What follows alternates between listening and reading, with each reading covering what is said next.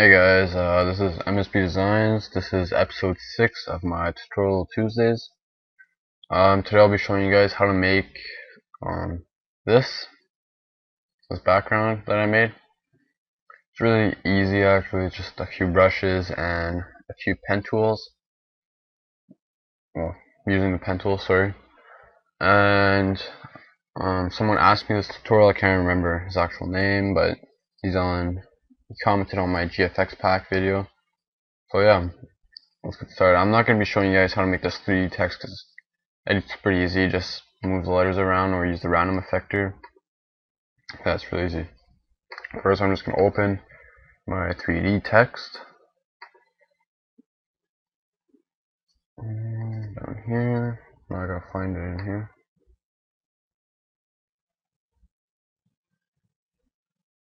There it is. Alright, so I'm just going to use the same text that I used last time. Right here. It might seem like there's no color to it right now, but you guys will see.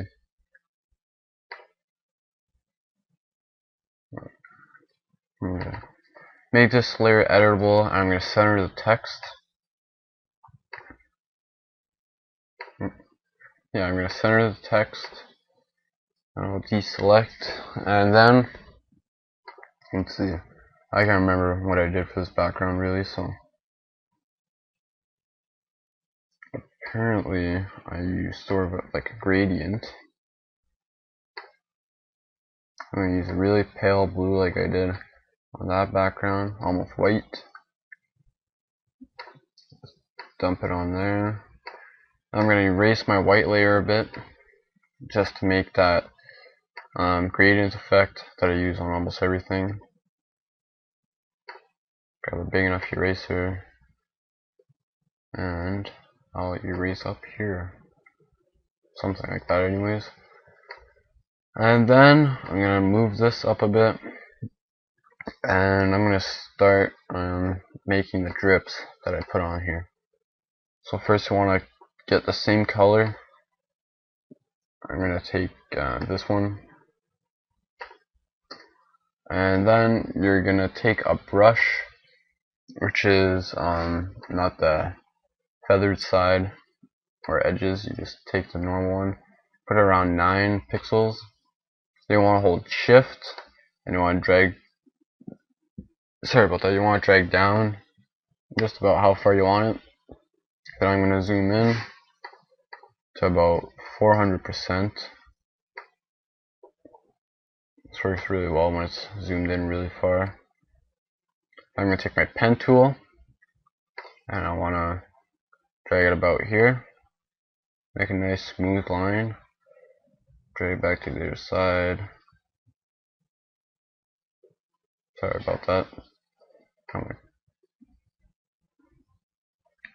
I'm just going to make this so it doesn't curve as much.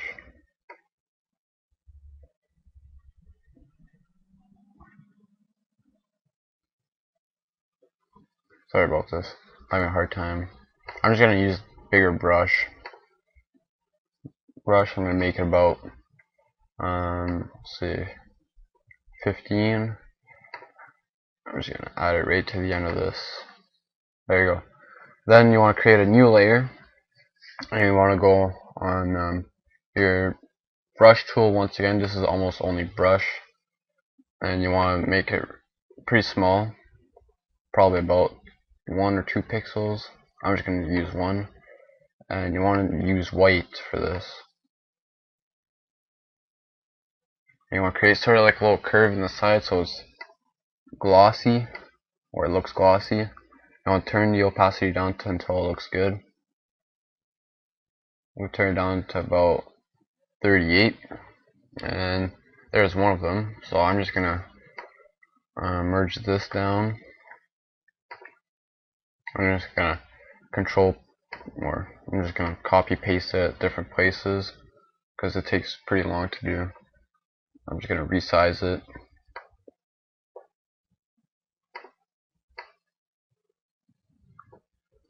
And then I'm gonna put another one over here.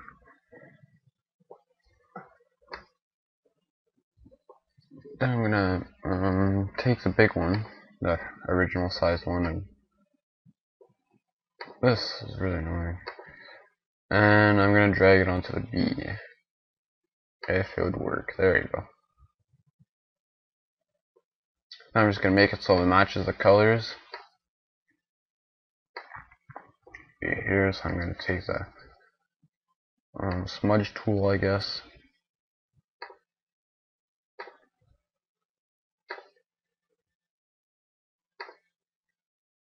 Smudge this out a bit.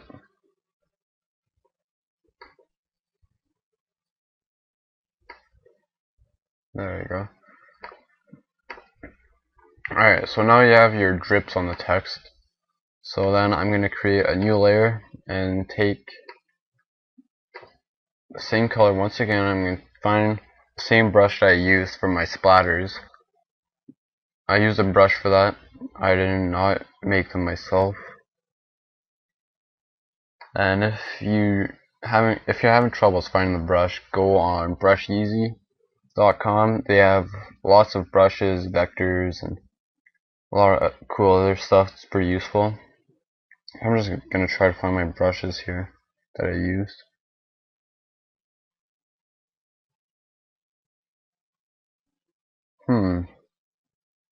Where are they? Maybe they're up here.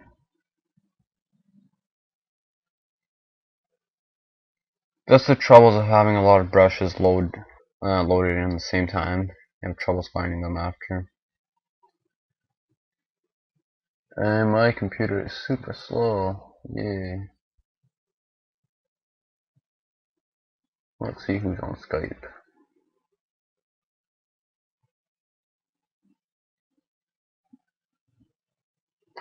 I don't know why my computer is so slow right now. It's like lagging. This is really bad.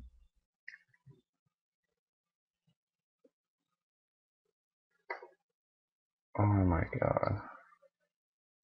Okay, I found my brushes. So first I'm just gonna take this one and that is way too big.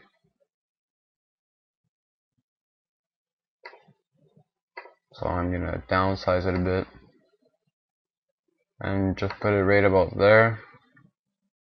We'll make another one here. And I'll take this one and I'll put it up here and one more here. Alright, so then you have your basic splatters and drips, and then I had an effect.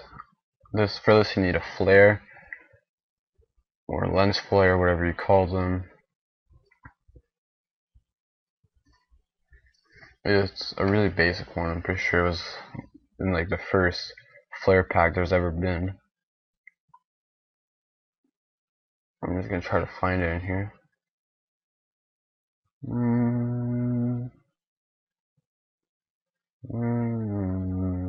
There it is. Alright, I'm gonna take this one, and you see how there's sort of like the light over here, so that's why I'm using this. Just gonna drag it over top. Then I'm gonna change the layer style to screen, and I'm gonna bring it over top all the other layers. I'm gonna drag it right about here. And there you go. I'm gonna merge this layer down. Never mind. I'm just gonna save this. Save as. And then I'm gonna go on PNG. I'll just save to my desktop. Tut6. No interlace. Wow, this saves. I'll check me on Skype.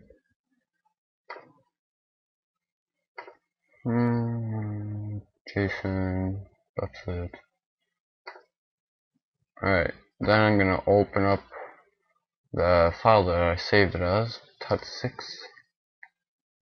And I'm gonna go to Filter, Magic Bullet, Photo Looks. This is a after like priority plugin. For Photoshop, I don't know if you have it, but this is probably the most important part that makes it look the best. So if you don't have it, you're shit out of luck pretty much. That was a really long tutorial. And then I went on Basic Cool Max, and that's not it. I'm gonna find which one that I used for this.